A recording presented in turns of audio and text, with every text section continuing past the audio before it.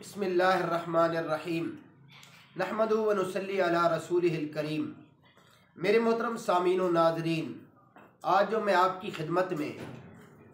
मसला ज़िक्र करूँगा वो ये है कि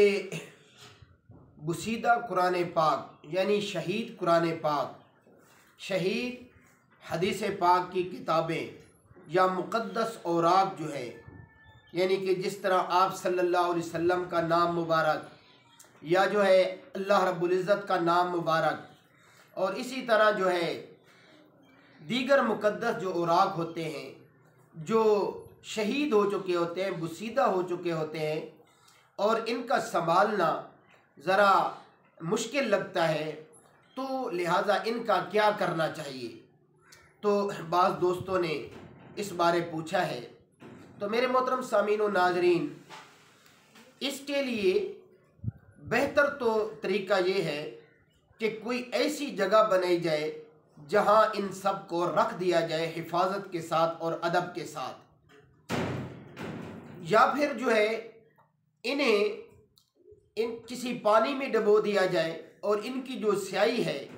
वो मिट जाए। लेकिन ऐसा बहुत मुश्किल होता है,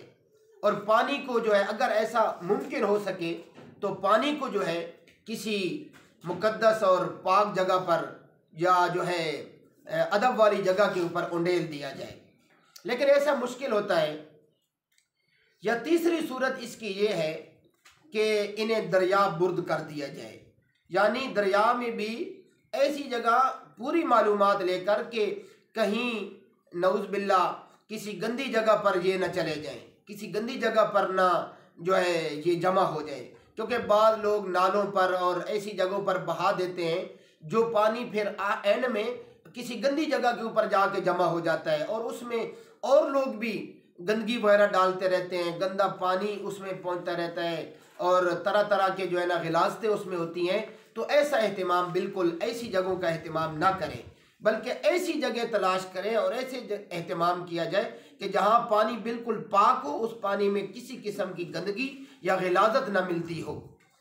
और चौथी सूरत यह है कि बाद ऐसे इदारे होते हैं, उनकी मालूमात ली जाए कि उन्हें जमा करवा दिए जाएं, फिर वो जो है ना इनकी रिपेयरिंग करते हैं या जो भी सूरत हाल करते हैं, इन्हें नए सिरे से जो है इन्हें दुरुस्त करते हैं और फिर आगे जो है ना कारामद बनाते हैं। इसकी पूरी मालूमात जो है मुझे तो नहीं है, लेकिन सुनने में आया है कि कुछ ऐसे इदारे हैं, तो आप उनकी तलाश करें, क्योंकि ये अल्लाह की कलाम है, आप सल्लल्लाहु अलैहि वसल्लम की कलाम है और मुक़द्दस औराक हैं, तो इनका अदब हमारे ऊपर अज़ हद ज़रूरी है। तो इसलिए अदब व एहतराम के लिहाज से इन चीज़ों का एहतिमाम किया जाए। इन सूरतों में से जो है ना, जहाँ तक बाद लोग कहते हैं कि दफन किया जाए, तो मेरे नज़दीक दफन करना मेरे नज़दीक तो दुरुस्त नहीं है,